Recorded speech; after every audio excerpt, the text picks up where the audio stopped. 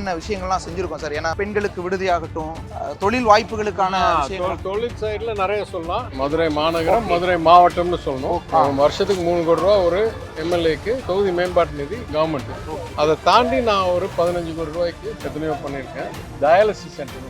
ஏன் அந்த இது ரொம்ப ஆச்சரியமா இல்லை, ஏன்னா ரொம்ப கஷ்டங்க. இதுலேயே காம்ப்ளிகேட்டட் இல்னஸ் வந்து கிட்னி ஃபெயிலியர். அமெரிக்காலாம் போனால் $500 $1000 ஆகும் ஒரு ட்ரீட்மெண்ட். அதான் எய்ம்ஸ் எல்லாம் வருது இல்லை சார்? ஆமாங்க, வந்துகிட்டே இருக்கு. எய்ம்ஸ் 8 வருஷம் 10 வருஷமா வந்துகிட்டே இருக்கு. எய்ம்ஸ் வர்றதுக்குள்ள நானே ஒரு ஹாஸ்பிட்டல் கட்டி முடிச்சிடும் போல இருக்கு. இந்த மாதிரி விட்டா நான் ஒரு சின்ன சீக்கிரம் சொல்லணும். நான் 6 மாசமாவே நான் சுத்தி கொண்டே இருக்கிறேன் தொகுதியில். பிரச்சாரம் இப்பெல்லாம் இல்லை, முன்னாடி நான் ஆகஸ்ட் செப்டம்பர்ல ஆரம்பிச்சேன். ஏன்னா எதிர்கட்சிகளுடைய செயல்பாடு இப்போ உங்களுக்கு எதிராக எப்படி செயல்படுறாங்க, என்ன மாதிரி போகுது? எனக்கு என்ன கவலைன்னா, ஏதோ ஒரு டம்மி பீஸை கொண்டாந்து இறக்குமதி செய்து அவருக்கு ஒரு நாள் ஒரு பொழுது 40 கோடி ரூபா சொத்துன்னு காமிக்கிறாரு. ஒரு நாள் ஒரு பொழுது பொது நலனுக்கோ பொதுமக்களுக்கோ எதுவும் செய்த மாதிரி ஒரு வரலாறு கிடையாது. கணவனும் மனைவியும் 5 கட்சி தாவி இருக்கிறாரா. வரும்போதே சொல்றாரு, நான் 15 நாள் தான் இருப்பேன் எம்எல்ஏ ஆனேன். அப்புறம் அதையும் பேக் வாங்குறாரு. தேர்தல் முடிஞ்ச பிறகு தான் சொல்ல முடியும், நான் சினிமாக்கு போறேன்னா நான் இங்க இருக்க போறேன். இந்த ஒரு கட்சி இருக்குல்ல, அந்த ஏசி சண்முகம் நடத்துற ஒரு ஜாதி வரி கட்சி, அந்த கட்சி அங்கீகரிக்கப்படாத கட்சி.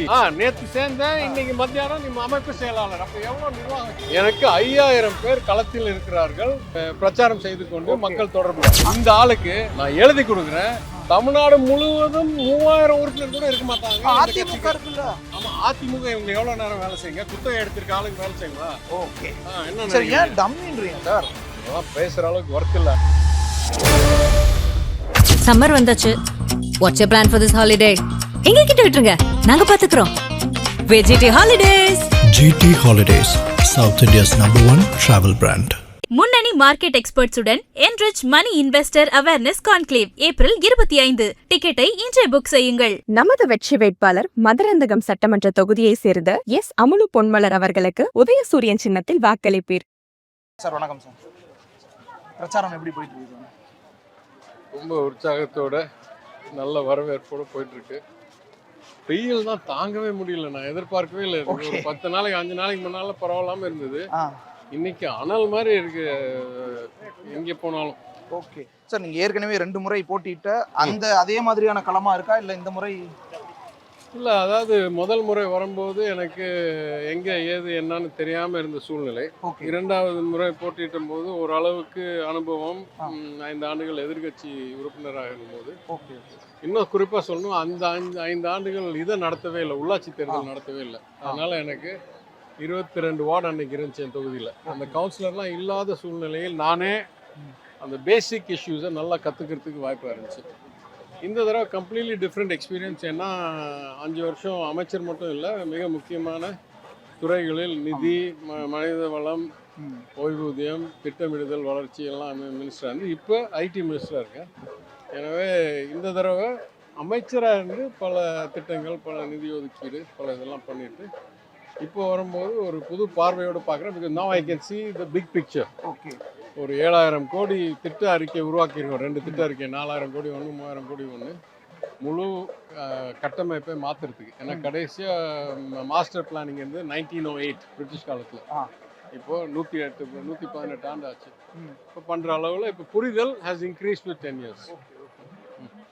சார், இப்போ இந்த தொகுதிக்கு உள்ள மதுரைக்குள்ள நம்ம என்னென்ன விஷயங்கள்லாம் செஞ்சுருக்கோம் சார்? ஏன்னா பெண்களுக்கு விடுதியாகட்டும், தொழில் வாய்ப்புகளுக்கான தொழில் சைடில் நிறைய சொல்லலாம். ஏன்னா ஐடி துறையில் இருக்கேன். நான் டைட்டில் பார்க், நான் நிதி அமைச்சராக இருக்கும்போது தான் டைட்டில் பார்க் கையெழுத்து போட்டேன். அப்புறம் எல்காட்டில் ஒரு 8 புது நிறுவனங்களுக்கு கொண்டு வந்திருக்கோம். HCL எக்ஸ்பேன்ஷன், பினக்கல் இன்ஃபோடெக் புது கம்பெனி 1500, இப்போ புது எக்ஸ்பேன்ஷன். அங்கே தான் தோழி விழுதி. இதில் என் கணிப்பில் ஐசிடி அகாடமி, ஐடிஎன்டி, எல்காட் இதெல்லாம் சேர்ந்தா ட்ரைனிங்லேயும் புத்தொழிலையும் தியாகராஜ இன்ஜினியரிங் காலேஜில் 2 சென்டர் ஆஃப் எக்ஸலன்ஸ் மெய்ட்டியோட, டெல்லி மெய்ட்டியோட சேர்ந்து இங்கே உருவாக்கியிருக்கோம். ஓரளவுக்கு தொழில் வேலை வாய்ப்புலாம் சொல்லும்போது தொகுதின்னு சொல்லக்கூடாது, மதுரை மாநகரம், மதுரை மாவட்டம்னு சொல்லணும். கட்டமைப்பு இல்லை தொகுதி மேம்பாட்டு நிதி இல்லை சிஎஸ்ஆரில் நான் ரொம்ப என் தொகுதி மட்டும்தான் ஃபோக்கஸ் பண்ணுவேன். வருஷத்துக்கு 3 கோடி ரூபா ஒரு எம்எல்ஏக்கு தொகுதி மேம்பாட்டு நிதி கவர்மெண்ட். ஓகே. அதை தாண்டி நான் ஒரு 15 கோடி ரூபாய்க்கு 12லேருந்து 15 கோடி ரூபாய்க்கு சிஎஸ்ஆர் பணம் வாங்கி எத்தனையோ பண்ணியிருக்கேன். School buildings, scans, dialysis centre ஒன்று கொண்டாந்துருக்கேன். ஓகே. ஒரு ஃப்ரீ டயாலிசிஸ் ஏன் அந்த சென்டர். இது ரொம்ப ஆச்சரியமா இல்லை, ஏன்னா ரொம்ப கஷ்டங்க. அதாவது இருக்கிறதுலையே காம்ப்ளிகேட்டட் இல்னஸ் வந்து கிட்னி ஃபெயிலியர். அதுக்கு டயாலிசிஸ் பண்ணும்போது அதெல்லாம் ஜிஹெச்லேயே சரியாக பார்க்குறதோ, கியூ இல்லாமல் இருக்கிறதோ, டிமாண்ட் மேனேஜ் பண்ணுறதோ கஷ்டம். நான் தொகுதிக்குள்ளேயே முதல்ல ஸ்கேனிங்கில் ஆரம்பித்தேன். இப்போ 30 ஆரம்ப சுகாதார நிலையங்கள் இருந்து ஜிஹெச்சுக்கு அனுப்புறதுக்கு பதிலாக ஏன் ஸ்கேனிங் சென்டருக்கு தான் ரெஃபரல் பண்ணுறாங்க. ஏன்னா ஊருக்குள்ளேயே இருக்கு. ஜிஹெச் ஆற்றுக்கு தாண்டி அந்த பக்கம் இருக்கு. அதே மாதிரி நான் எதிர்பார்க்குறேன் ஒரு 30 பெட் 24 hours பிரசவ சென்டர் பெரியார் பஸ் ஸ்டாண்ட் பக்கத்துலேயே சிஎஸ்ஆர் பணம் வச்சு மேம்படுத்தினேன். அங்கே தான் highest number of births in any PHC in Madurai district. Okay. இப்போ புதுசாக டயாலிசிஸ் சென்டர் போட்டிருக்கோம். 10 dialysis machine, HDFC bank, HCL computers, Tanker Foundation Chennai sponsors அவங்களே ஆப்ரேட் பண்ண போகிறாங்க. அதனால் காப்பீட்டு திட்ட அட்டை இருந்தால் ஃப்ரீ டயாலிசிஸ் உலகத்தில் இப்போ அமெரிக்காலாம் போனால் $500 $1000 ஆகும் ஒரு ட்ரீட்மெண்ட். எய்ம்ஸ் எல்லாம் வருது இல்லை சார்? ஆமாங்க, வந்துகிட்டே இருக்கு. எய்ம்ஸ் 8 வருஷம் 10 வருஷமா வந்துகிட்டே இருக்கு. எய்ம்ஸ் வர்றதுக்குள்ள நானே ஒரு ஹாஸ்பிட்டல் கட்டி முடிச்சிடும் போல இருக்கு. இந்த மாதிரி விட்டா அதனால 350 ரூபா அட்டை இல்லைன்னா 350 ரூபா. நான் சேலஞ்ச் பண்ணுறேன், உலகத்தில் வேற எங்கேயாவது டயாலிசிஸை வீட்டுக்கு பக்கத்தில் ஒரு தொகுதிக்குள்ளேயே 350 ரூபான்னா எவ்வளோ டாலர்? $3 $4 கனவு கூட காண முடியாது. அதனால் மிக சந்தோஷமா பெருமையாக இருக்கு. சார், தென் மாவட்டம் மதுரை, ஏன்னா பொருளாதார சுழற்சி ஆகட்டும் அல்லது தொழில் வாய்ப்பாகட்டும், சென்னை அல்லது அந்த பெங்களூர் காரிடார், கோயம்புத்தூர் பக்கமெல்லாம் கொஞ்சம் நல்ல வளர்ச்சி ஆகுது. ஆனால் தென் மாவட்டங்களில் பெருசாக இல்லைங்கிற ஒரு இல்லை, ஒரு காலத்தில் மதுரை பெரிய தொழில் நகரமாக இருந்துச்சு. டெக்ஸ்டைல் பிஸ்னஸில் மதுரை ரொம்ப பெரிய நகரமாக இருந்துச்சு. அது பல்வேறு காரணங்களுக்காக இந்த mill business got impacted badly. அதனால் இன்றைக்கு பார்த்தீங்கன்னா அந்த தொழிலில் 2வது இடம் ஈஸியாக கோயம்புத்தூர்னு சொல்லலாம். ஒரு காலத்தில் மதுரை 2வது இடமா இருந்துச்சு. இப்போது இதெல்லாம் படிப்படியாக திருத்தணும்னா என்னை பொறுத்த வரைக்கும் இன்னுமே மேனுஃபேக்சரிங் ஓரளவுக்கு ஏற்கனவே இங்கே இருக்குது. டிவிஎஸ் இருக்காங்க, ஃபென்னர் இருக்காங்க, அது மாதிரி இருக்காங்களே தவிர our strength is in our people. ஏன்னா இப்போ பினக்கல் இன்ஃபோடெக் இங்கே ஆரம்பிக்கும் போது 300 பேரோட ஆரம்பிச்சாங்க. இன்னைக்கு 1800. இன்னைக்கு 2வது கட்டத்தில் இன்னொரு 1500க்கு திட்டமிடுறாங்க. அவங்க சொல்கிற ஒரே காரணம், மதுரையை சுற்றி இருக்கிற 150 கிலோமீட்டருக்குள்ளே நம்ம தேடினோம்னா தமிழ்நாடுடைய 60% of the total engineering talent இங்கே இருக்குது. அதனால் எங்களுக்கு ரொம்ப ஈஸியாக இருக்குது. அதுக்காக தான் அவங்களுக்கு ஹாஸ்டல் கட்டி கொடுக்குறோம். ஏன்னா 60-80 கிலோமீட்டர்ஸ்லேருந்து விமன் வந்தாங்கன்னா தினம் காலையில் வந்து சாயந்தரம் போகிறது கஷ்டம். அப்போ இந்த ஹாஸ்டல்ஸ்லாம் டெம்பரரி ஹாஸ்டல், அதாவது மண்டே வந்துட்டு ஃப்ரைடே வரைக்கும் இங்கே தங்கிட்டு ஃப்ரைடே வீக்கெண்ட் ஹோமுக்கு போயிட்டு திரும்பி வர்றது. இந்த மாதிரி ஸோ அப்போ பெண்களுக்கோ எல்லாருக்கும் அவங்கள ஈஸி டு கெட். கிராமப்புற பெண்களை இந்த ஹை பேயிங் ஹை ஸ்கில் ஜாப்ஸ்லையும் good training and growth opportunities கொண்டாடுறதுக்கு உதவுகிறது. ஸோ வேலைக்கு அனுப்புறதுக்கே இது ஒரு இதுதான் முதல் முறை எனக்கு தெரிஞ்சு தமிழ்நாட்டிலும் சரி இந்தியாவிலும் சரி SEZ லேண்ட்ல டீநோட்டிஃபை பண்ணி விமென்ஸ் ஹாஸ்டல் கட்டுறது இதுதான் முதல் முறை. எனக்கு ஏன்னா இந்த SEZ ரூல்ஸ் எல்லாம் எனக்கு 2006-07 தெரியும் பாம்பேல. அதனால இந்த டீநோட்டிஃபிகேஷன் கன்ஸ்ட்ரக்ஷன்லாம் எனக்கு கொஞ்சம் நல்ல பழக்கம். ஓகே. நான் ஒரு இடத்த டீநோட்டிஃபை பண்ணி நானே ஒரு பிக் ஆப்ரேஷன் ரன் பண்ணேன் பாம்பேல 3000 பேருக்கு. அந்த அனுபவம் இருக்கு. சரி சார், இப்போ தொகுதிக்குள்ள வரும்போது மீண்டும் வேட்பாளராக பிரச்சார களத்துக்குள்ள வரும்போது மக்களினுடைய அந்த எதிர்பார்ப்பும் அவங்களுடைய ஆதரவும் எந்த அளவுக்கு இருக்கு சார்? மிகவும் சிறப்பாக இருக்கு. இப்போ ஒரு குடும்பத்துல ஒருவர் திரும்பி வர மாதிரி பாக்குறாங்க. ஆக்சுவலா நான் ஒரு சின்ன சீக்கிரம் சொல்லணும், நான் 6 மாசமாவே நான் சுத்தி கொண்டே இருக்கிறேன் தொகுதியில. பிரச்சாரம் இப்பெல்லாம் இல்ல, முன்னாடி நான் ஆகஸ்ட் செப்டம்பர்ல ஆரம்பிச்சேன். ஏன்னா அப்ப பிரச்சாரம் சொல்ல முடியாது. நான் பொதுவாக நான் தத்துவ ரீதியாக ஒரே கொள்கையில் இருப்பவன். அதனால எந்த அளவுக்கு நான் சொல்றேன், ஒன்றிய அரசாங்கம் கூட்டாட்சி தத்துவத்தை பின்பற்றணும், மாநில ஆட்சி சப்ஜெக்ட்ஸ்ல இறங்கக்கூடாதுன்னு. அதே மாதிரி மாநில அரசாங்கத்துக்கு நேரடியாக கார்பரேஷனுக்குள்ள கை வைக்கிறதுக்கு நியாயம் இல்லை. அதனால எலெக்டட் கவுன்சில் இருந்தபோது கொஞ்சம் தூரத்திலே இருந்தேன். அட்வைஸ் மாத்திரம் கொடுத்துட்டு இருந்தேன், ஒரு ஹெல்ப் மாத்திரம். இப்போ பல்வேறு காரணங்களுக்காக அந்த மண்டல தலைவர்கள், குழு தலைவர்கள், மேயரெல்லாம் ராஜினாமா செஞ்ச பிறகு அங்க ஒரு வாய்ட் இருக்குன்னு தெரிஞ்சு நேரா நானே இறங்க சூழ்நிலை வந்து ஆகஸ்ட்ல இருந்து தொடர்ந்து சுற்றுப்பயணம் செய்து இன்ஃபேக்ட் 6 மாசத்துல சொன்னீங்கன்னா 800 சொச்சம் புகார் பெறப்பட்டு ஓகே அதில் கலெக்டர் ரீதியாக இதெல்லாம் பார்க்கணும், கமிஷனர் ரீதியாக அதெல்லாம் பார்க்கணும்னு பார்த்து அந்த 800 சொச்சம் புகாரில் 600 சொச்சம் புகார் நிறைவேற்றப்பட்டிருக்கு தொகுதியில். ஓகே ஓகே ஸோ ஆக்சுவலாக எப்படி 2016 to 21 லோக்கல் கவுன்சில் எலெக்ட் ஆகாமல் இருந்தபோது லோக்கல் கவுன்சில் வேலையை பண்ணணும். அதை இப்போ செய்ய வேண்டிய ஆகஸ்ட்லேருந்து இப்போ வரைக்கும் நான் அந்த பணியில் திருப்பி இறங்கி ஓகே எங்க குடிதண்ணி பிரச்சனை, எங்க பட்டா பிரச்சனை, எங்க சாக்கடை பிரச்சனை, எங்க கழிப்பறை திருத்தணும், எங்க சமுதாய பட்டா நில பிரச்சனை அது இது லோக்கல் கிரவுண்ட்ல இறங்கி வேலை செய்யறேன். 15,000 பேருக்கு சட்டத்தை மாத்தி புது ஜியோ இஷ்யூ பண்ணி பட்டா இஷ்யூ பண்ணியிருக்கோம் என் தொகுதியில். அது தமிழ்நாடு முழுவதும் மாண்பு முதலமைச்சர் சட்டத்தை மாத்தினாரு, புது ஜியோ இஷ்யூ பண்ணாரு. அதுக்கு தகவலை தீட்டி 15,000 பேருக்கு என் தொகுதியில என் தொகுதி மொத்த மக்கள் தொகையே 2.5 லட்சம். ஓகே அப்போ 15,000 குடும்பங்களுக்கு புதுசா பட்டா கொடுத்துருக்கோம். கிட்டத்தட்ட 6-7%. சார் இப்போ எதிர்க்கட்சிகளுடைய அந்த செயல்பாடு விஷயங்கள் நீங்க அப்படி பார்க்க கூடாது. 2.5 லட்சம் மக்கள் தொகைனா சராசரி 3 நபர் ஒரு வீட்டுக்கு. ஆமா ஒரு 4 பேர் அப்பனா ஒரு 80,000 வீடு தான். அப்போ 15,000னா 80,000த்துல எவ்வளவு பெரிய சதவீதம்? Correct sir. இது எதிர்க்கட்சிகளுடைய செயல்பாடு இப்போ உங்களுக்கு எதிராக எப்படி செயல்படுறாங்க, என்ன மாதிரி போகுது? எனக்கு என்ன கவலைன்னா ஏதோ ஒரு டம்மி பீஸை கொண்டாந்து இறக்குமதி செய்து அவருக்கு ஒரு நாள் ஒரு பொழுது 40 கோடி ரூபாய் சொத்துன்னு காமிக்கிறாரு. ஒரு நாள் ஒரு பொழுது பொது நலனுக்கோ பொதுமக்களுக்கோ எதுவும் செய்த மாதிரி ஒரு வரலாறு கிடையாது. ஒரு நாள் ஒரு பொழுது ஒரு கொள்கை லட்சியம் இருந்த மாதிரி தெரியாது. கணவனும் மனைவியும் 5 கட்சி தாவி இருக்கிறார்கள். ஒரு நாள் ஒரு பொழுது மதுரையை பத்தி புரிந்தவர் அறிந்தவர் உறவு இருக்கிறவர்னு தெரியல. இங்க வந்தப்புறமும் ஏதாவது திருத்த பாக்குறாரா? வரும்போதே சொல்றாரு நான் 15 நாள் தான் இருப்பேன் எம்எல்ஏ ஆனேன் நான். அப்புறம் அதையும் பேக் வாங்குறாரு. தேர்தல் முடிஞ்ச பிறகுதான் சொல்ல முடியும் நான் சினிமாக்கு போறேன்னா நான் இங்க இருக்க போறேன் நான். அடுத்தாப்புல சொல்றாரு எனக்கு எதுவுமே தெரியல எதுவுமே இல்ல. ஆமாங்க, இப்ப இங்க பக்கம் பாத்துட்டு இருந்தேன்னா இங்க இருக்க தெரியாது தானே. படிச்சா கேட்டா சுய புத்தி இல்லைன்னா அடுத்து அவங்ககிட்ட கேட்டு சொல் புத்தியில வாங்கணும். அதுவும் பண்ணல. இதெல்லாம் தாண்டி சொல்றேன் முக்கியமான ஒண்ணு, அவரு ஒரு கட்சியில் சேர்ந்திருக்காரா இல்ல அதோடைய வேட்பாளரை சேராமே வந்திருக்காரான்னு தெரியல. ஏன்னா அது அங்கீகரிக்கப்பட்ட கட்சி இல்ல சொல்றாரு. இல்ல அந்த ஒரு கட்சி இருக்குல்ல, அந்த ஏசி சண்முகம் நடத்துற ஒரு ஜாதி வரி கட்சி, அந்த கட்சி அங்கீகரிக்கப்படாத கட்சி. அதனால அதுல உறுப்பினர் லிஸ்ட் இருக்கான்னு கூட எனக்கு தெரியாது. ஏசி சண்முகம் இன்னைக்கு வாய்க்கு வர்றது சொல்லுவார். ஏன் சொல்றேன்னா இங்க ஏற்கனவே இருந்தவர் அந்த வேட்பாளராக இருக்க வாய்ப்பு எதிர்பார்த்தவரும் அவரோட இருந்த அனைத்து நிர்வாகிகளும் இந்த இறக்குமதி செய்த டம்மியை பார்த்த உடனே அவங்கெல்லாம் விலகிட்டாங்க. அவர் விலகினவரோட பொறுப்பு அமைப்பு செயலாளர். சரியா? ஒரு கட்சிக்கு அமைப்பு செயலாளர் அவர் வழக்கறிஞர். இப்போ அவர் போன உடனே இங்க லோக்கலா ஒரு ஆளு சேர்ந்திருக்காரு. அதற்கு பிறகு சேர்ந்தவருடைய பொறுப்பு என்ன தெரியுமா? அமைப்பு செயலாளர்.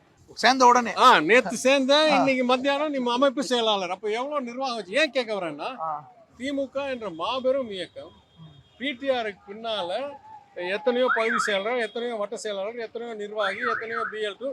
இன்னைக்கு நான் சொல்றேன் இந்த நேரத்தில் எனக்கு 5,000 பேர் களத்தில் இருக்கிறார்கள் பிரச்சாரம் செய்து கொண்டு மக்கள் தொடர்புல. தோழமை கட்சி சேர்த்தா வெறும் திமுக ஒரு 3,500 பேர்னு வச்சுங்க. இது திமுக. இந்த ஆளுக்கு நான் எழுதி கொடுக்குறேன். தமிழ்நாடு முழுவதும் 3000 உறுப்பினர் கூட இருக்க மாட்டாங்க. ஆமா, அதிமுக இவங்க எவ்வளவு நேரம் வேலை செய்யுங்க? குத்தகை எடுத்திருக்க ஆளுக்கு வேலை செய்யுங்க. என்ன நினைக்கிறீங்க சார்? என்ன ப்ராப்ளம்? நடிகர் ப்ராப்ளமா இருக்கலாம், பேய் வருது பூதம் வருதுன்னு ஹாரர் படத்துல ப்ராப்ளமா இருக்கலாம். அடிப்படை தெரிய மாட்டேங்குது. வந்து சொல்றாரு ஸ்மார்ட் சிட்டி திட்டம்லாம் ரொம்ப சிறப்பா இருந்துச்சு. இருக்கிறதுலே கேடு கெட்ட திட்டம் நானே எழுதியிருக்கேன், கிரிமினல் இன்வெஸ்டிகேஷன் பண்ணணும்னு. ஏன்னா இருந்த நல்ல கோவில் சித்திரை வீதியை கெடுத்துட்டு பாதையே இல்லாத இடத்துல 4,000 கார் கட்டுறேன் பார்க் பண்றேன்னு கட்டிட்டு ஈஸியே வாங்காம 300 ஷாப்பை கட்டிட்டு திறக்க முடியாம இருக்கிற திட்டம் சொல்ற சிறப்பா இருக்கு. அதனால கோயிலுக்கு போயிட்டு சொல்றாரு அழுக வருதுன்னு. இதெல்லாம் பேசுற அளவுக்கு ஒர்த் இல்லை. ஆனால் இது இந்த ஒரு உதாரணத்தோடு நிறுத்திடுறேன். கோயிலில் 10 ஆண்டுக்கு எங்கள் ஆட்சி நடக்கும்போது தான் தீ விபத்து வந்து வீரவசந்தராயர் மண்டபம் சேதம் அடைஞ்சு முழுமையாக அழிஞ்சுது.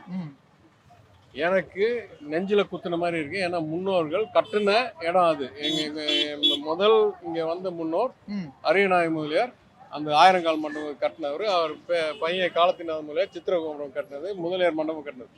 இப்போ இங்க வந்து அதிமுக ஆட்சியில எதுவுமே பண்ணல. 8 வருஷத்துக்கு எதுவுமே பண்ணல. நாங்க எங்க அம்மாவை அறங்காவலரா அறிவிச்ச பிறகு, தலைவரா அவங்க தேர்ந்தெடுக்கப்பட்ட பிறகு அவங்க சார்பா நான் களத்தில் இறங்கி ஆந்திரா, தெலுங்கானா, மைன்ஸ், குவாரிஸ்லாம் பார்த்து ஐஐடி மெட்ராஸ் ஆய்வு செய்ய வச்சு இந்தியன் பியூரோ ஆஃப் மைன்ஸில் டெப்யூட்டி டைரக்டர் கூப்பிட்டு வந்து 79 20 அடி தூண் வேணும் அது கட்டுறதுக்கு. அது கட்டாமல் கும்பாபிஷேகம் செய்ய முடியாது. கும்பாபிஷேகம் செய்ய வேண்டிய ஆண்டு 21. ஓகே. பட் வித்வுட் த மண்டபம் வி கான் டூ. ஸோ இவ்வளோ கஷ்டப்பட்டு இந்த வேலையை முடித்து 35 கோடி ரூபா செலவு பண்ணி கிட்டத்தட்ட திறக்க போகிற சூழ்நிலை இருக்குது வீரவசந்தராயர் மண்டபம். அதை அறிந்த பிறகு, அதை உறுதியாக்கின பிறகு அர்ச்சகர்கள் கையெழுத்து போட்டாங்க. இப்போ கும்பாபிஷேகத்தை அறிவிக்கலாம். ஓகே. கும்பாபிஷேகத்தை இப்போ செப்டம்பர் 17 அறிவிச்சிருக்கோம். அதற்கு உபயதாரரும் கோயிலும் சேர்ந்து 35 கோடி ரூபாய்க்கு மேலே செலவு பண்ணியிருக்காங்க. ஒவ்வொரு கோபுரத்திலையும், ஒவ்வொரு சிலையிலையும், ஒவ்வொரு சீலிங்லையும், ஒவ்வொரு தூண்லையும், ஒவ்வொரு இடத்துலையும் சிறப்பித்து இதெல்லாம் பண்ண பிறகு இந்த நபர் வந்து பதவெறி பிடிச்ச கட்சியும் கூட்டணி தானே வந்து சொல்றாரு, எனக்கு பார்த்தா அழுகையே வருது. இவருக்கும் மீனாட்சி அம்மனுக்கும் எந்த தொடர்பும் கிடையாது. இவர் உள்ள வந்துட்டு டூரிஸ்ட் மாதிரி வந்துட்டு சொல்றாரு, அழுகை வருது, இவ்வளோ மோசமா இருக்கு, எவ்வளோ சிறப்பாக இருக்கணும். அப்போ நான் சொன்னேன், நல்ல வேலை ஏடிஎம்கே கவர்மெண்ட் நடக்கும்போது செல்லூர் ராஜு அமைச்சராக இருக்கும்போது இங்கே வரல. ஏன்னா 70 கோடி ரூபா செலவு பண்ணி எரிஞ்சு போய் இருந்த மண்டபத்தை கட்டின பிறகு திருப்பணிக்கு தயாராக இருக்கும் கோயில் சூழ்நிலையிலேயே இவ்வளோ அழுகை வந்துச்சுன்னா, இதெல்லாம் ஆரம்பிக்க முன்னால் வந்திருந்தா அவ்வளோ பாசத்துல ஒருவேளை தூக்கு போட்டு தொங்கிருப்பாரோ என்னமோ எனக்கு புரியல. கருப்பு சட்டை என்ன சார், ஒரு பிரச்சாரத்துல வெள்ளை சட்டை இல்ல. இன்னைக்குதான் கொடூரமான நாள் இந்திய வரலாற்றில். இவ்வளோ மோசமான நாள் நீங்க பார்த்துருக்க மாட்டீங்க. அந்த கட்டமைப்பையே சட்டமைப்பையே உடைக்கும் வகையில் ஒரு திருத்த சட்டம் கொண்டாடுறாங்க. இனிமே தென் மாநிலங்களில் பாராளுமன்ற தேர்தல் யாரு ஜெயிச்சாலும் எந்த சம்பந்தமும் எந்த பிரயோஜனமும் இல்லை. நாங்க வட மாநிலங்கள் எண்ணிக்கை வைத்து நாடை ஆளுவோம் அப்படின்ற மாதிரி ஒரு சட்டமைப்பு திருத்த மசோதா கொண்டாடுறாங்க. இதெல்லாம் யாரெல்லாம் தமிழ் உணர்வு இருக்கோ, யாரெல்லாம் தென்னிந்திய உணர்வு இருக்கோ, யாரெல்லாம் படிக்க எழுத தெரியுமோ முழுமையாக எதிர்த்து, நான் ரொம்ப தெளிவா சொன்னேன் 2 நாளைக்கு முன்னால, என் தேர்தல் எனக்கு முக்கியமா, யார் ஆட்சி அமைக்கிறாங்கன்றது முக்கியமா, இல்ல இந்த மசோதா எதிர்க்கிறது முக்கியமானா இந்த மசோதா எதிர்க்கிறது தான் இருக்கிறதுலே முக்கியம். ஆனா பிரச்சாரம் செய்யலைன்னா தேர்தல்ல இந்த மாதிரி டம்மி பீஸ் வச்சுக்கலாம், எனக்கு கவலை இல்லை. என்னைக்குமே ஜெயிக்கிறதா, இப்ப டெபாசிட் வாங்குறாரா இல்லையா தான் எனக்கு கவலையை தவிர அதெல்லாம் எனக்கு கேள்வி இல்லை. ஆனாலும் சொல்றேன், supposing you tell me PTR sir, உங்களுக்கு தமிழ்நாடுடைய மாண்பும் அதோடைய இடமும் அதோடைய எம்பி சதவிகிதமும் காப்பாற்றப்படும். அந்த முயற்சியில எடுத்தீங்கன்னா உங்க தேர்தல் பிரச்சாரம் குறையப்படும்னா தாராளமா சந்தோஷமா பண்றேன். ஏன்னா இதுதான் முக்கியம். ஆனால் இதெல்லாம் தெளிவுபடுத்தாம நான் இன்ன வரைக்கும் இந்த டம்மி பீஸ் மாத்திரம் தான் நான் கம்ப்ளைண்ட் பண்ணிட்டு இருந்தேன். இப்ப நான் சொல்றேன், அதிமுக பத்தி நான் 2 நாளைக்கு முன்னால் பேசியிருக்கேன், திருப்பி இன்னைக்கு பேசுறேன். இந்த மசோதாவை முழுமையாக எதிர்க்கவில்லை என்றால் அதிமுக திராவிடம் என்ற பெயரை அவங்க கட்சி பெயர்ல இருந்து எடுத்துடணும். ஏன்னா யாரெல்லாம் இதை ஆதரிக்கிறார்களோ, ஏன் தாண்டி போன யாரெல்லாம் இதை எதிர்க்கலையோ அவங்கெல்லாம் தமிழ் இனத்துக்கு துரோகி, தமிழ்நாட்டுக்கு துரோகி. பெண்களுக்கு இடஒதுக்கீடு தான். பெண்களுக்கு இடஒதுக்கீடு ஏற்கனவே பாஸ் ஆயிடுச்சு 2023ல. நீங்க 1/3 கொடுக்குறீங்க, 1/3 தானே கொடுக்குறீங்க. அப்ப 543 இருக்குல்ல, ஏன் நீங்க 181 அதுல கொடுக்க கூடாது? இல்ல ஏற்கனவே இருக்கிறவங்கள பாதிக்காம, ஏன் பாதிக்காம இருக்கணும்? இப்ப எங்க நாங்க விளையாடுறீங்களா? இங்க 100 வார்டு இருக்கு, 100 வார்டு தான் கார்பரேஷன்ல. 50% ஒதுக்கிட்டுனா 50 பெண்கள், 50 ஆண்கள், 50 பெண்கள். கரெக்டா? இப்ப யாரையும் பாதிக்காம கொடுக்கணும்னு என்ன பண்ணும்? 50% பெண்களுக்கு கொடுக்கறதுக்காக 100 வார்டுக்கு 200 கவுன்சிலர் தேர்ந்தெடுக்கணும். அப்பதான் 100 இன்னைக்கு இருக்கிற ஆண்களும் இருப்பாங்க, அது ஒரு புது பெண்களும் வரும். அப்பனா என்ன? இது பெண்களுக்காக இடஒதுக்கீடு இல்ல, இது ஆண்கள் இடத்தை காப்பாற்றும் சட்டம். ஓகே, எக்ஸிஸ்டிங் அந்த சொல்ற புரியுதுல? எக்ஸிஸ்டிங் நீங்க பிரிச்சீங்கன்னா பெண்களுக்கு இடஒதுக்கீடு. நீங்க புதுசா சேர்க்கறீங்கன்னா it's not about women anymore. விமனுக்கு வர போறது 183. ஓகே, கரெக்ட்டா? 33%. எஸ். நீங்க இப்படி பிரிச்சு போட்டீங்கன்னா என்ன அர்த்தம்? இருக்கிற ஆண்களை காப்பாற்றும் சட்டம். ஓகே சார், இன்னொரு பக்கம் பிரிவினைவாதிகள்ன்ற இதை கொண்டு வந்துடுறாங்களே, நீங்க இதை கடுமையா எதிர்க்கீங்க. நாட்டு நலன் முக்கியம் இல்லையா? எனக்கு கோவம். கான்ஸ்டிடியூஷனல் அசெம்பிளி, கான்ஸ்டிடியூண்ட் அசெம்பிளி சட்டமைப்புக்காக நடந்த கூட்டத்தில் எதற்காக இந்த நாட்டை உருவாக்குனாங்களோ அந்த நாட்டுடைய அடையாளத்தையே சிதைக்கும் வகையில் இந்த மசோதா வெளியிடப்பட்டிருக்கு. நான் நிறைவேற்றப்படக்கூடாது, வெளியிடப்பட்டது ஒவ்வொரு தென் இந்தியரின் மார்பில் ஒரு வேலை பாய்ச்சது மாதிரி. we don't care about you that much. நீங்களாம் அந்த அளவுக்குலாம் எங்களுக்கு முக்கியம் இல்லை. உங்க பணத்தை சுரண்டிட்டு இருக்கோம், அது வேற. ஆனா உங்க உரிமை பத்திலாம் எங்களுக்கு கவலை இல்லை. நீங்க எங்களோட அடிமையா இருக்கிறதுனா இருங்க, இல்லைன்னா நாங்கள் பாத்துக்கிறோம் அப்படின்ற மாதிரி சொல்றது. அதனால்தான் இந்த கொந்தளிப்பு. தமிழ்நாட்டில் முதலமைச்சர் ஏற்கனவே 2-3 ஆண்டுகளாக இதை எச்சரித்து கொண்டே இருக்கின்றார்ன்றதுனால முதல் ஸ்பீட்ல வந்துட்டாரு. அது இல்லாம எதெல்லாம் அவர் எச்சரிச்சாரோ அதெல்லாம் இது உண்மையாயிருச்சு. அன்னைக்கும் சொல்லிட்டு இருந்தாங்க, ரொம்ப அனாவசியமா புரளி கலப்புறாரு, அச்சத்தை உருவாக்குறாரு. இன்னைக்கு அதெல்லாம் நியாயம் தெரிய வந்துருச்சுல்ல இவங்க செயல்ல. ப்ரொபோர்ஷனேட் தான் கொடுக்குறோம். ப்ரொபோர்ஷனேட்ல வாயில இன்னைக்கு மத்தியானம் கூட வாயில சொல்றாரு.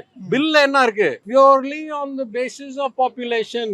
டெக்ஸ்ட்ல இருக்கு. யாரோ இங்கிலீஷ் படிக்க தெரியுது இல்ல. You don't vote on what the man says in his mouth. ஆனா அமித்ஷா மோடி சொல்றாங்க. நான் என்ன சொல்றேன், வாக்கெடுக்கும் போது அமித்ஷா மோடி வாயில வந்ததை தான் நாங்க வாக்கெடுக்கிறோமோ இல்ல பிரிண்ட்ல இருக்கிற மசோதாவை வாக்கெடுக்கிறோமா? சட்டம் அதுதான். அப்புறம் சட்டத்தை தானே நம்ம பேசுறோம். நீங்க நான் வந்து சொல்லுவேன், சட்டத்துல சொல்லுது இன்னுமே இந்த ஊருடைய பேர் புதூர். நான் வாயில வந்து சொல்றேன், இல்ல இன்னுமே இந்த ஊர், நீங்க கவலைப்படாதீங்க, இந்த ஊருடைய பேர் பழமை ஊர். நீங்க வாக்கு அளிக்கிறீங்க, பேர் புதூர் ஆகுமா பழமை ஊர் ஆகுமா? புதூர் தானே. என்ன பில்ல டெக்ஸ்ட்ல என்ன இருக்கு அது வச்சு தானே. ஸோ இதெல்லாம் ரொம்ப ஒரு தீய சக்திகள் திசை திருப்பி பாக்குறாங்க. எத்தனை தடவை வாயில சொன்னாலும் பில்லுல இருக்கிறது strictly on the basis of population. அது மாத்திரம் இல்லை, ஏன் நம்ம ரொம்ப எதிர்க்கணும்னா it is the equivalent of giving a blank cheque to people who have a bad track record. ரெண்டும் சொல்றேன். இதுல என்ன சொல்லுது? நாங்க முடிவு செய்வோம் எந்த மக்கள் தொகை, நாங்கள் முடிவு செய்வோம் யாரெல்லாம் உறுப்பினர், எக்ஸெப்ட் தலைமை தேர்தல் அதிகாரி இருக்கிறதுலயே மோசமான கேவலமான ஒரு நபர். இவரை தவிர வேற யாரெல்லாம் உறுப்பினர் நாங்க முடிவு செய்வோம். என்னைக்கு இதை செயல்படுத்துவோம் என்று சொல்வோம், என்னைக்கு எந்த வரம்பில் அடிப்படையாக செயல்படுத்தப்படும் என்று நாங்கள் முடிவு செய்வோம். இதெல்லாம் நாங்கள் முடிவு செய்வதற்கு என்னைக்கோ ஒரு நாளைக்கு இன்னைக்கு நீங்க முழுமையான ஆதரவு கொடுங்கள். அப்ப நான் என்ன சொல்றேன், செக் புக்ல இருக்க உங்க செக் புக் எடுத்து எல்லா செக்லயும் கையெழுத்து போட்டு டேட்டு போடாம அமௌண்ட் போடாம கொடுத்துருங்க. நம்புங்க, நான் வச்சுக்குவேன், நான் நல்லா பாத்துக்குவேன். கரெக்டா? அதுவும் எந்த நபர்னு பொறுத்து கொடுக்கலாம். இப்ப என் அம்மா கேட்டாங்கன்னா நான் எழுதி கொடுக்கலாம். ஏன்னா என் அம்மா என்னை பாதுகாப்பா வச்சிருப்பாங்க. என் வாழ்நாள் முழுவதும் இயற்கையா என் தாய் என்னை மகனாக கருதுவாங்க.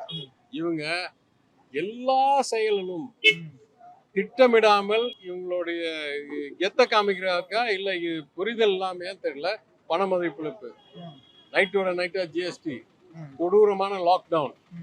கரெக்டா? இதெல்லாம் சும்மா எப்பெல்லாம் உங்களுக்கு தோணுதோ அப்பெல்லாம் ஏங்க அதெல்லாம் விட்டுருங்க. காஷ்மீர்லயும் ஆசாம்லயும் அவங்க செய்திருக்கிற மறுவரையறையை பாருங்க. அவங்க பண்ணிருக்க டீலிமிட்டேஷன் பார்த்தா உங்களுக்கு தெரிய வரும் எவ்வளவு கொடூரமான செயல்களை இவங்க செய்திருக்கிறார்கள். இஸ்லாமியர்களுக்கு வாக்கை குறைக்கும் வகையில், உரிமையை குறைக்கும் வகையில், பிரதிநிதித்துவத்தை குறைக்கும் வகையில் ரொம்ப ரொம்ப கொடூரமான வேலை செஞ்சிருக்காங்க. அந்த அடிப்படையில் நாம் சொல்றோம், உங்களெல்லாம் எங்களுக்கு நம்ப அளவு இல்லை. சாரி, நீங்க எழுதி கொடுங்க, நீங்க ட்ராக் நீங்க எழுதி கொடுங்க, நாங்க பாக்குறோம்.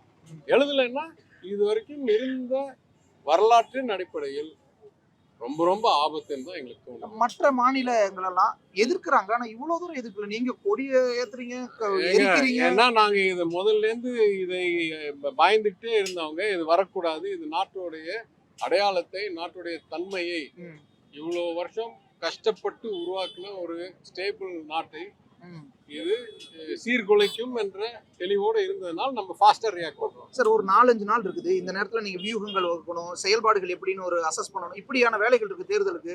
அதெல்லாம் விட்டுட்டு இப்படி போராடுறது, டைவர்ட் ஆகுறது, அது இல்லை எனக்கு புரியல. இதெல்லாம் ஒழுங்குங்க. நாங்கெல்லாம் பல தேர்தலை பார்த்தவர்கள். நான் சொல்றேன்ல, 5000 பேர் களத்துல இருக்காங்க. நான் இருந்தாலும் இல்லைன்னாலும் எப்படியும் ஜெயிக்க போறோம், அது கவலை இல்லை. எனக்கு என்ன புரியல உண்மையிலேயே, இதோட நான் நிறுத்திக்கணும்னு நினைக்கிறேன். நான் அடுத்த அப்பாயின்மெண்ட் இருக்கேன். இந்த நாட்டையே மாற்றக்கூடிய ஒரு சட்டமைப்பு திருத்தத்தை, கான்ஸ்டிடியூஷனல் அமெண்ட்மெண்ட்டை ஏன் இவ்வளோ குறுகிய நோட்டீஸோட, 2 நாள் அட்வான்ஸ் நோட்டீஸோட, ஏன் இவ்வளோ குறுகிய கால தொடருக்காக, 3 நாள் தொடருக்காக, ஏன் 3 நாள் தொடரில் 2வது நாளே வாக்கெடுப்பு என்று கூறி நாளைக்கே வாக்கெடுப்பு, ஏன் 5 மாநிலங்களில் தேர்தல் நடத்தி கொண்டிருக்கும் போது இது பண்றீங்க? ஆஃப்டர் ஆல் இது 2029 மே தேர்தலுக்காக செய்ய வேண்டிய மறுவரை. அடுத்த மாசம் கூட இதை பண்ணலாம். அடுத்த மாசம், 6 மாசம் கழிச்சு, 3 மாசம் கழிச்சு. அப்ப எனக்கு புரியவே இல்லை என்ன நோக்கத்துல. ஒன்னே ஒண்ணு புரியுது, பாராளுமன்றத்தை இவர்கள் மதிப்பதில்லை. கரெக்டா? நான் பாராளுமன்றத்தை மதிக்கிறவனா இருந்தா நான் என்ன பண்ணிருக்கணும்? நான் 1 மாசத்துக்கு முன்னால இதை வெளியிட்டு இருக்கணும். இதுதான் மசோதா, நீங்களாம் உங்களுக்குள்ள விவாதிக்குங்க, ஆராய்ச்சி செய்யுங்க, ஆய்வு செய்யுங்க, ஆலோசிங்க, கலந்து ஆலோசிங்க. அதுக்கப்புறம் நான் 3 வாரத்துக்கு நடத்துறேன், எல்லாம் கருத்து சொல்லுங்க. அதுக்கப்புறம் செலக்ட் கமிட்டி ரெஃபர் பண்ணி அதுக்கப்புறம் 2 மாசம் கழிச்சு அவங்களுடைய சஜஷன் வாங்கி அதுல வாக்கெடுப்பு எடுப்போம். This is normal democracy. What they have done is dictatorship. கரெக்டா?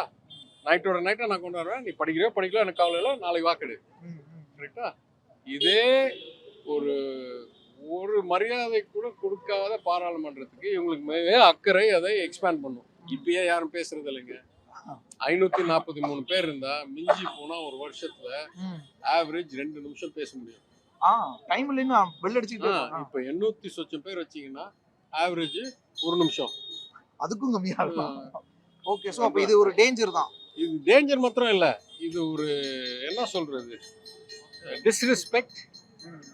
Not only disrespect to southern states or Tamil Nadu, disrespect to the constitution, the founders of the country, to the identity of India. நன்றி sir, இவ்வளவு நேரம் எங்களோட இணைஞ்சு உங்களுடைய கருத்துக்களை பகிர்ந்தீங்க. Summer வந்தாச்சு. Watts plan for this holiday? எங்க கிட்ட விட்டுருங்க, நாங்க பாத்துக்கிறோம். VGT holidays. GT holidays, South India's #1 travel brand. முன்னணி மார்க்கெட் எக்ஸ்பர்ட்ஸுடன் enrich money investor awareness conclave April 25. டிக்கெட்டை இன்றே புக் செய்யுங்கள். நமது வெற்றி வேட்பாளர் மதுராந்தகம் சட்டமன்ற தொகுதியை சேர்ந்த எஸ். அமுலு பொன்மலர் அவர்களுக்கு உதயசூரியன் சின்னத்தில் வாக்களிப்பீர்.